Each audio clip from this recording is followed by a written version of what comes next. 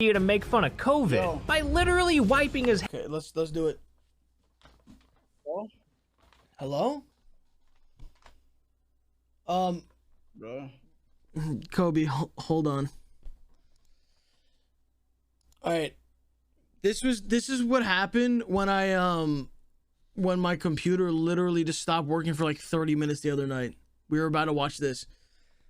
Again, fuck Rudy Gobert. 10. One mistake made Rudy Gobert the most hated man in America.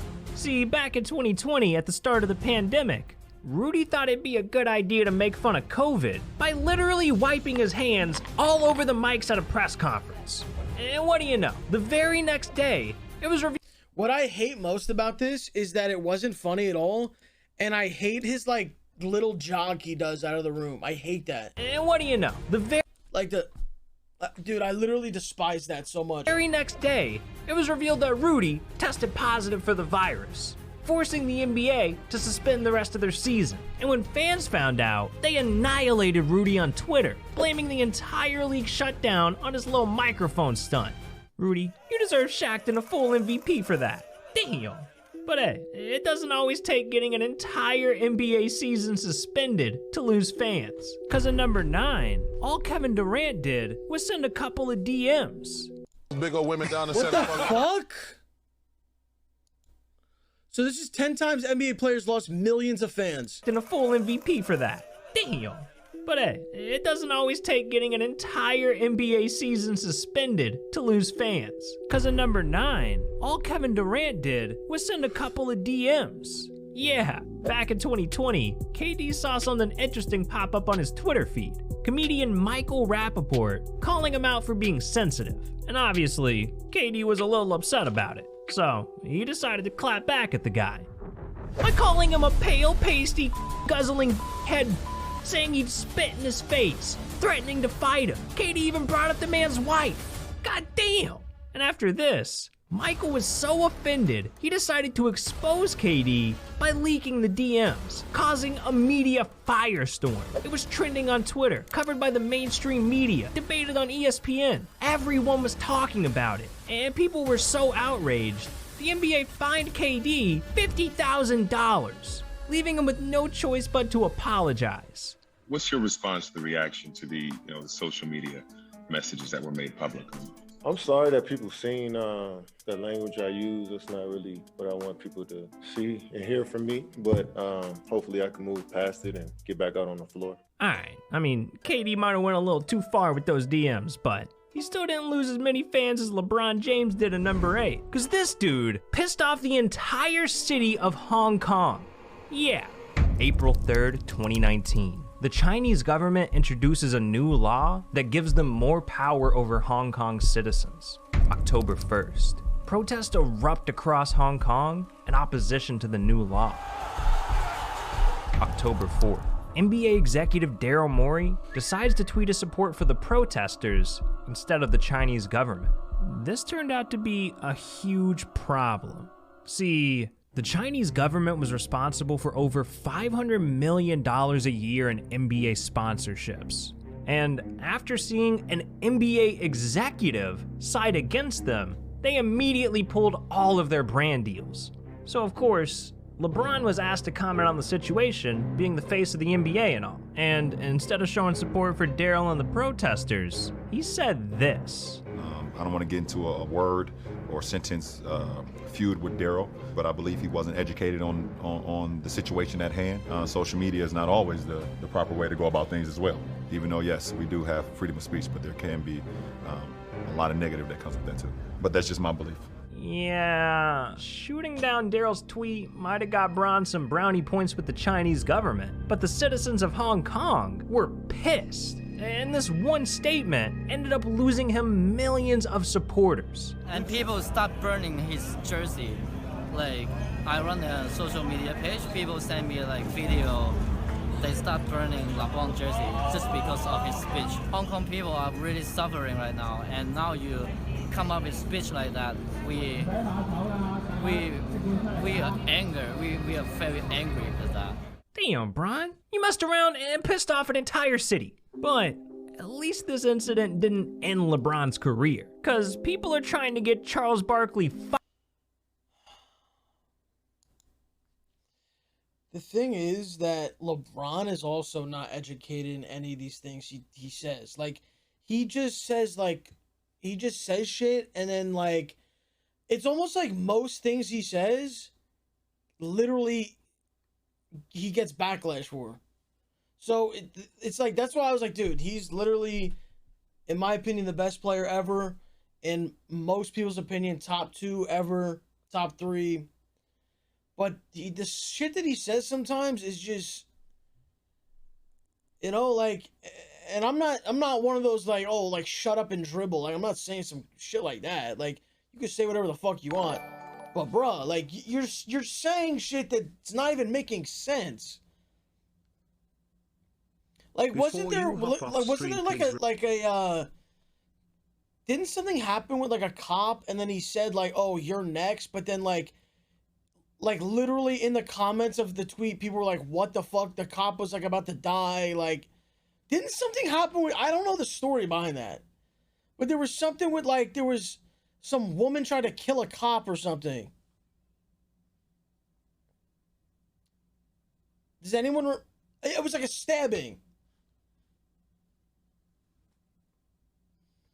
Someone said, what if he sees his clip? Listen, I'm a fan of LeBron. I don't care if he sees a clip. I'm just saying, like, and I'm sure people who are close to him have said this too. Like, bro, you can't just automatically just tweet something. You have millions and millions of followers. You know, like, you can't just say something in a press conference randomly without knowing about it. Like, so I don't know. Fired for what he does in number 7. Yeah. See, ever since Charles became an analyst for Inside the NBA, there's been one thing that he just loves making fun of. The women of San Antonio. I miss San Antonio, one of my favorite cities. Why you like San Antonio? Oh, man. All them big old women down there. Oh, why? That's why them big old women be eating those churros. Double fist. Oh, they be double fish no churros, man. What they need, Chuck? They need big draws. They eat them big old bloomers.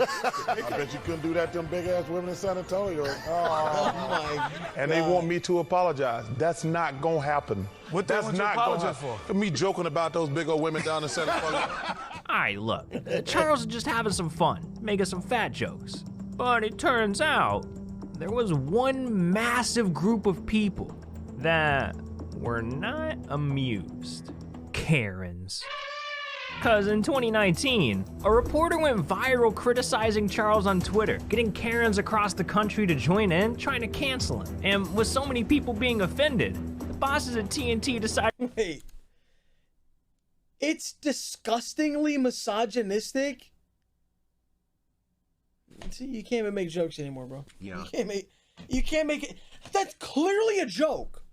That's clearly a joke. Clearly not everyone in literally San Antonio, the whole city, is overweight.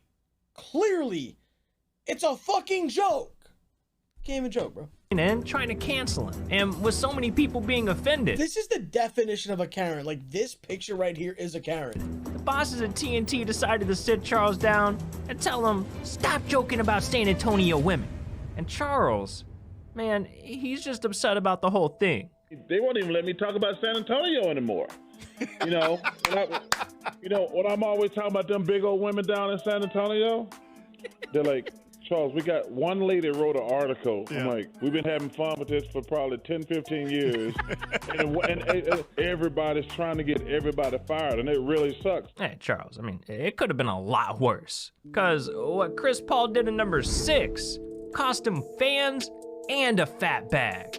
See, back in 2012, Chris was playing a game against the Cavs when, in the third quarter, referee 𝗟𝗏𝗪𝗓𝗪 hit him with a technical foul. And Chris was so upset that, after the game, he threw some shade at her in an interview. That's terrible. Yeah. There's no way that can be a technical. We try to get the ball out fast every time down the court. Yeah. And when we did that, she said, and I said, why, and she gave me a tech. Okay. That's ridiculous. Yeah. If that's the case, then this might not be for her. This might not be for her. Those 6 words sent the media into a frenzy because people took this comment as Chris being offensive towards women. So news sites and fans all over the country started trashing Chris, calling him a sexist. And with tons of people calling for his head, the NBA decided to punish Chris by slapping him with a $25,000 fine. That's tough, but it's better. So you can't, bro, again, you're not allowed to criticize a ref. Refs, there's no punishment for refs. What's the punishment? If they make horrible calls, what? They're still gonna ref. And then, so now, because there's a woman involved, now we gotta bring sex into this. Okay. Better than what Terrence Williams got in number 5. Because this dude did something that not only lost him fans, but also has him facing 20 years in prison. What? This guy was on the back in Nets. 2017, Terrence thought it'd be a good idea to scam the NBA's health insurance by billing them for medical procedures he never even got. And in the process, Terrence conned them out of hundreds of thousands of dollars. So, thinking he just discovered a genius way to make some money, Terrence decided to tell some of his old NBA buddies about the scheme. Guys like Glenn Davis, Tony Allen, Sebastian Telfair, everybody was getting a check. But after 3 years of scamming, people started getting sloppy, making grammatical errors, misspelling names. I mean, Greg Smith even claimed he saw a dentist in California when he was actually in Taiwan. Idiot.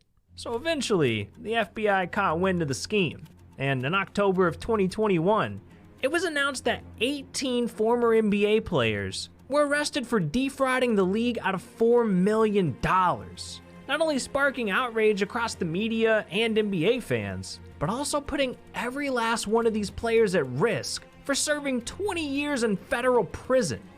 20 years for $4 million split 18 ways. And I don't think that scheme was worth it. And what Kevin Garnett said in number 4 wasn't worth it either. Because this dude said something so despicable, he's still hated by millions to this day. See, back in 2010, KG's Celtics were taking on the Pistons, when late in the 4th quarter, he came toe-to-toe with 𝗟𝗏 Villanueva, a player with a rare disease called alopecia that prevented hair growth. And despite knowing about Charlie's condition, KG hit him with the most disrespectful piece of trash talk imaginable, saying, "You look like a damn cancer patient." Yeah. And when Charlie tweeted about the comment after the game, the incident made national headlines, angering fans around the country, costing KG the respect of millions, and leaving a permanent stain on his reputation. But at least KG wasn't losing fans on purpose, because in number 3, Ben Simmons is doing everything he can to make people hate him. I mean, not only did he pass up on a wide open dunk and cost his team the 2021 playoffs, but he also didn't drop a like and subscribe to the channel. Oh, what the hell is this guy thinking? I hate Ben Simmons. And the man didn't stop there, because he ended up demanding a trade from the 76ers. And when they couldn't make it happen, he decided to pull a little hissy fit, getting kicked out of practice in his first week back and getting suspended. And after this incident, man, Philly fans are just depressed, out here burning jerseys and everything. But hey, I mean, if Ben somehow ends up playing well again, he might be able to gain some fans back. Unlike Shaq, because what he did to his fans in number 2 will tarnish his reputation for the rest of his life. See, back in 2014, Shaq posted a picture of himself to Instagram, making fun of this guy, 𝗟𝗏𝗶𝗋𝗆. And Shaq might have thought the post was funny, but when Jamel saw it, he was crushed. It turns out that he has a rare condition called ectodermal dysplasia that caused his face to develop abnormally. So after Shaq's picture went viral, a news station ended up tracking Jamel down for an interview. And well, it'll break your heart. I was kind of hurt, because I look up to him. You know, I watched Shaq play basketball his whole season, so I'm like, why he making fun of me when he's supposed to be this role model? When people saw this interview, they started blasting Shaq, saying his post was offensive, that he should be ashamed of himself and apologize to the guy. And even though Shaq did get in touch with him to say sorry, the damage had already been done. Damn, Shaq. Messed up with this one, dog. Come on! But as messy as this incident was, it gets even worse with number 1. Because Kyrie Irving cost himself fans, millions of dollars, and his NBA career, all because of the one shot he refused to take. See, in September of 2021, reports came out about Kyrie not being vaccinated, and this was a big deal, because if Kyrie didn't get the vaccine, he wouldn't be allowed to play home games in Brooklyn. So people figured eventually he'd just get the shot and return to playing ball.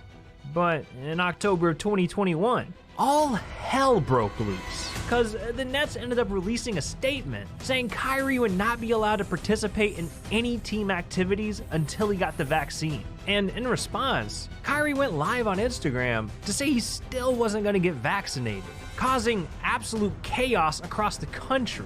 This is some of the stupidest nonsense I've ever seen. I would go upstairs and say, get him up out of here. Get his ass up out of here. Kyrie Irving is not a victim. Being unvaccinated does not make him a hero. You can mess up your money, but you're not messing up our money. That is correct. It's simple as that. Retire. Retire that. The NBA media, national news outlets, fans, everyone was ripping into Kyrie, to the point where even the NBA's commissioner went on TV and asked Kyrie to get the vaccine. He needs to get vaccinated. But he still hasn't listened. So as it stands today, Kyrie is set to forfeit up to $17 million of his NBA salary, the ability to play basketball, and the support of millions of NBA fans. Damn. But you know what could use some support? This video right here. This is the one-armed kid NBA players. Kyrie, like what? Like why is he always just? It always has to be some woke shit. Like, dude, you're not like. What makes you more special than every other player in the NBA? Every other player, everybody, people get vaccinated to help not spread it, to help other people not die. And you just don't want to get it. To your Yordo next funny underrated content won't be disappointed. I'm 1000% confident.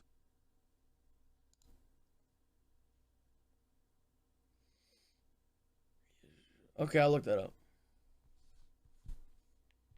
You have a problem? I just don't agree with it. Like, I'm just like, dude, you're in the NBA. Get vaccinated, bro. You know, like, you know how many people wish they could be in the NBA? You know how many people wish they could be as good? Like, and he's just throwing it away, bro. Weirdest mysteries in NBA history. These are the weirdest mysteries in NBA history. And first up, we got the time that the OKC Thunder. Guys, at this point, if you're against the vaccine, you're a fucking idiot. That's it. There's no, this isn't a debate. You're a fucking idiot. You're an anti-vaxxer. If you're sitting here, you're a fucking anti-vaxxer if you're saying that you disagree with the vaccine. You're an anti-vaxxer.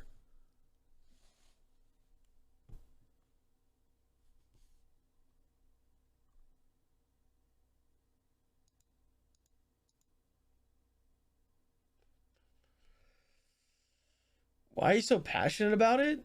It's only, you know, we got out of a depressing as stay-at-home lockdown pandemic. Now there's finally a vaccine. And then there's some people who still don't believe in it? What do you mean you don't believe? There's nothing to not believe. This isn't a conspiracy. No one's putting tracking devices in you. Get fucking vaccinated, bro. Had an unexplainable encounter 30,000 feet in the air. See, back in 2017, the Thunder were on a flight to Chicago when, all of a sudden, a loud thud echoed across the cabin, and the plane started to shake unnaturally. This was not turbulence, because when the team landed just an hour later, they discovered something horrifying. The entire nose of their plane was completely caved in, almost as if something or someone had crashed into them. So with the players desperate for answers, Delta Airlines was forced to launch a full-on investigation. And after a few days, the only answer they could provide was, the plane likely encountered a bird while on descent. Yeah, the problem with that theory is, when a plane hits a bird, it gets completely covered in blood. But if you look closely, there's not a single speck on that entire plane. So odds are, we'll never know what truly happened to the Thunder that night. But at least this was just a one-off event, cause NBA players have been getting terrorized for years at the haunted Skirvin Hotel. See, legend has it that in the 1920s, the hotel's owner, William Skirvin, locked a maid in a room on the 10th floor, and being trapped in a tiny hotel room started to drive her insane. Eventually, she decided to throw herself out the window, plummeting over 140 feet to her death. And ever since that day, her ghost has been wandering the hotel, causing all kinds of paranormal activity. Like in 2010, when the Knicks reported hearing strange noises throughout the hotel, keeping them up all night long. Or when the Bulls stayed at the Skirvin a couple weeks later, only for Taj Gibson to see his bathroom door slam shut on its own. But as creepy as these incidents were, the scariest encounter came in 2016, when after a night of horror, Metta World Peace shared his traumatic ghost experience with the entire world, saying, "The ghost was all over me. I just accepted it. She touched me all over the place. I'm taking the ghost to court for touching me in the wrong places. Damn, now I want to visit the Skirvin." Now, as creepy as the Skirvin Hotel is, at least everyone made it home to their family, cause the disappearance of retired NBA player Lorenzen Wright has mystified investigators for years. July 18th, 2010, 7:30 p.m. Lorenzen Wright was visiting his ex-wife, 𝗟𝗓, in Memphis, Tennessee, to help put his kids to bed. And with night swiftly approaching, he decided to step out the front door and head home. July 19th, 12:18 a.m., just 4 hours later, a haunting 911 call comes in from an unknown number at an unknown location. Georgetown 911, where's your emergency? Hello? Hello? July 22nd, 72 hours after the phone call, Lorenzen Wright is officially reported missing after no one had seen or heard from him in 3 days, sparking a statewide police investigation into his disappearance.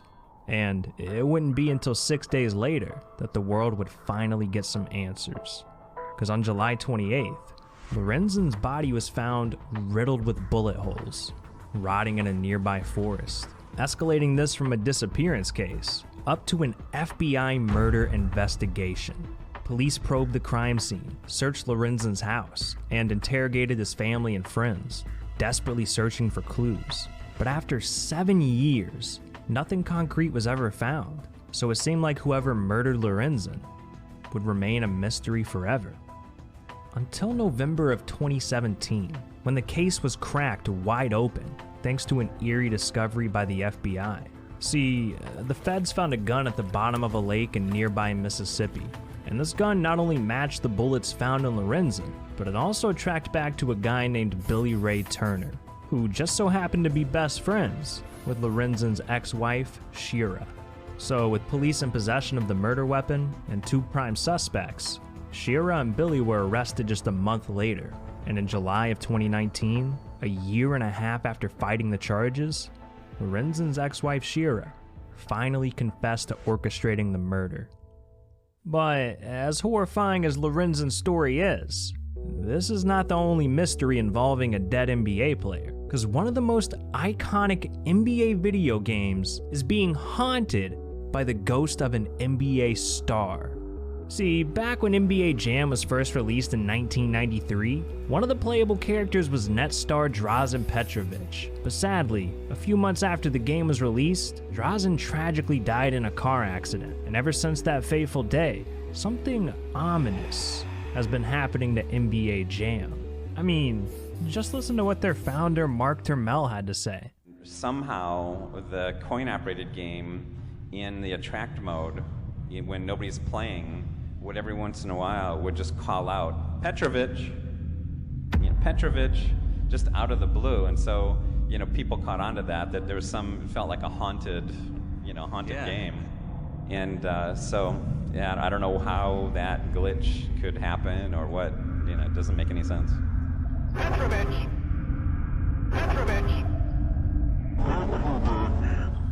Oh, hell nah. There's some weird stuff going on with this game. But what's even more weird is the NBA player that vanished into thin air and was never seen again.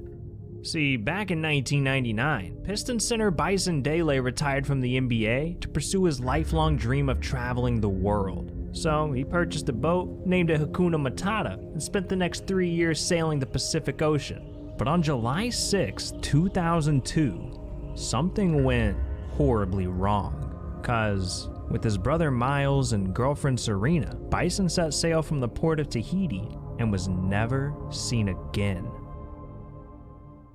When no one had heard from Bison in over a week, an investigation was launched by the Tahitian police. And a few days later, they learned that the Hakuna Matata was seen docking at Tahiti just days after Bison had last set sail.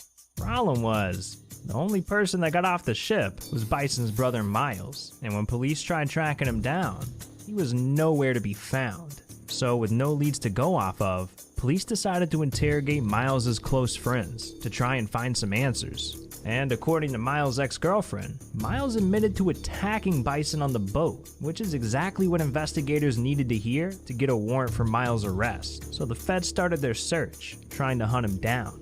And on September 15, 2002, they received an anonymous tip saying that Miles was spotted on a beach in Tijuana, Mexico.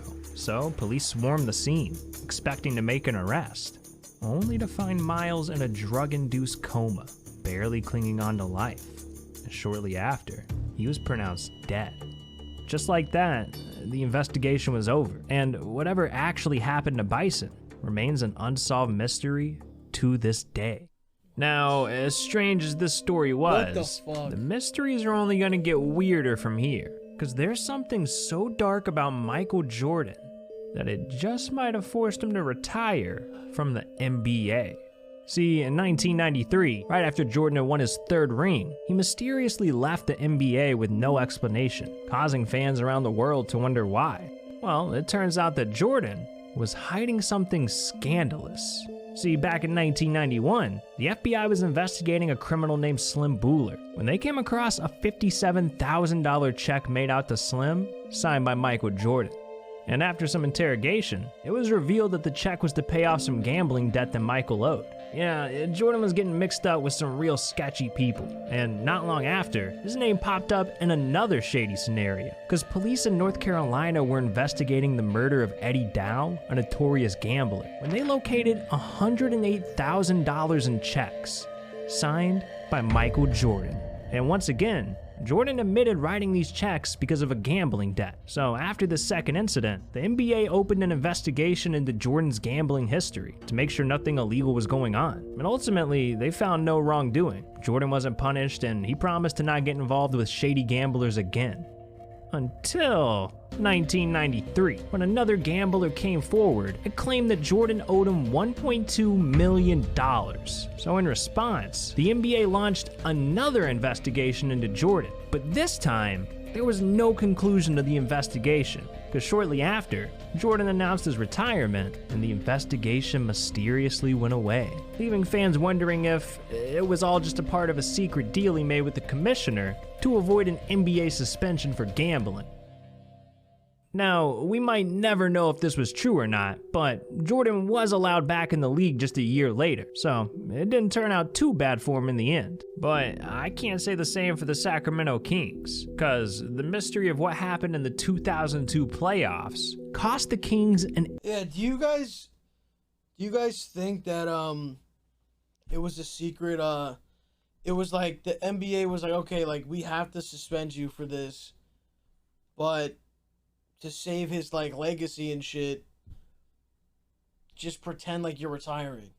Like that easily like, because it doesn't make sense why he just randomly retired. What do you mean no? I'm saying, do you think it's possible? Like, no. Like, that's like an impossible thing. This is the face of the NBA, but he's a degenerate gambler, right? So they're like, all right, well, we're not going to tarnish his career. Let's keep this under wraps. You retire for a year and then, come back a year later. That's possible. Sitting there saying, no, it's not possible. Like you would know what's like, how is that not possible? It's possible.